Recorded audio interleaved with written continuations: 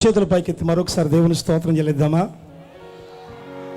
దేవుని మహాకృపను బట్టి పాడడం మొదలుపెట్టిన నాట నుండి నేటి వరకు ఇలాంటి వేదికలపైన తప్ప వేరే వేదికలపైన పాడిన పరిస్థితి నాకు రానివ్వలేదు నా దేవుడు.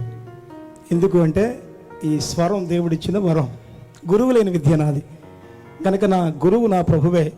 మరి అలాంటి వారు ఎందుకంటే పాడేవాడు భారంతో పాడితే ప్రభు కార్యం జరగాలని వాక్యం తెలియజేస్తే తప్పకుండా ఆ సభలో ఆ ప్రభు కార్యం జరిగిస్తాడు. అలాంటి ఎన్నో అద్భుతాలు, ఎన్నో సాక్ష్యాలు నా జీవితంలో ఉన్నాయి.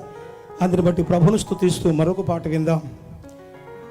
ఏమిచ్చి నీ రుణం నీ తీర్చగలను, ఎటుల నిన్ను వర్ణింపగలను, నా ప్రాణమా నా జీవమా నా దైవమా నా సర్వమా వింటూ ప్రభును స్తుతిద్దాం. పాటల పుస్తకంలో 122వ పాట.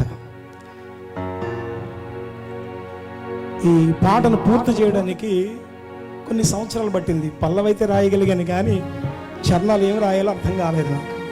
దేవుడు అద్భుతమైన రీతిలో ఈ మాటలు ఇచ్చి ఈ పాటను పూర్తి చేయడానికి దేవుడు సహాయం చేశాడు. విందాం పాటల పుస్తకంలో 122వ పాట.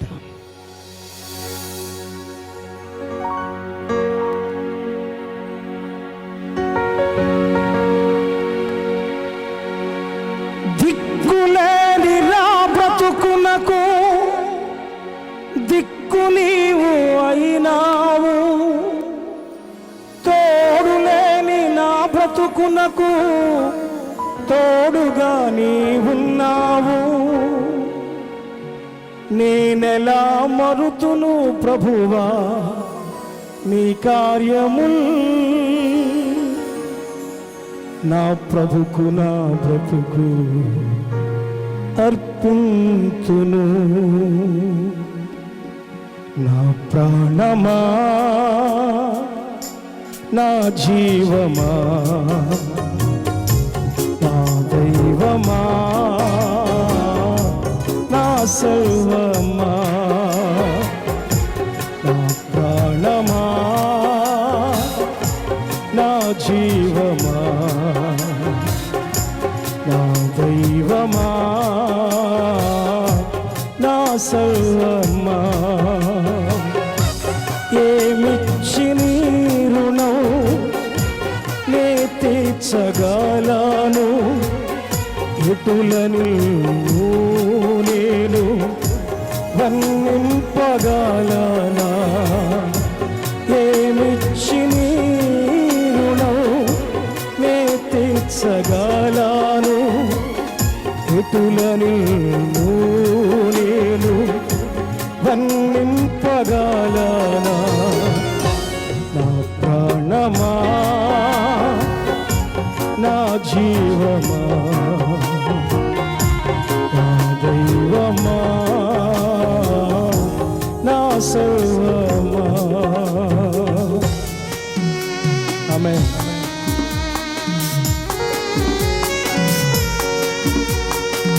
Praise the Lord.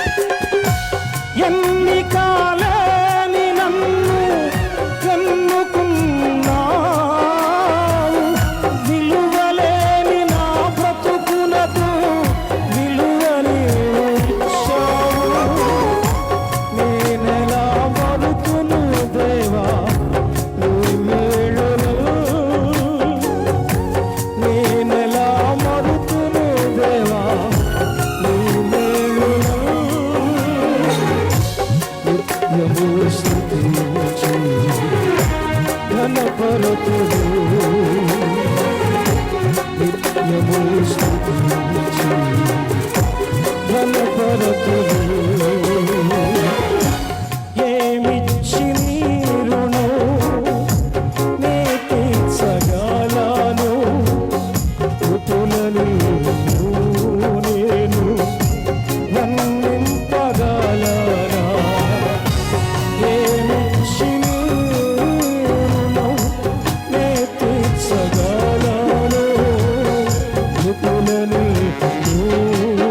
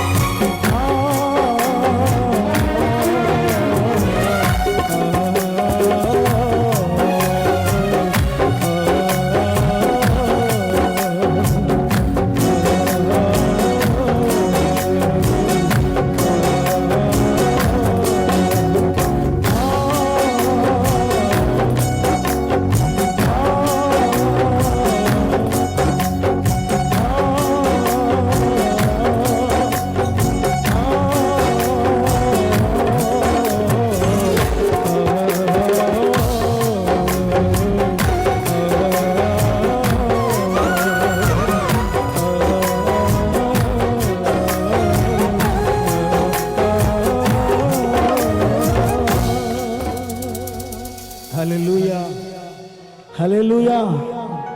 గట్టిగా చెప్దామా? హల్లెలూయా.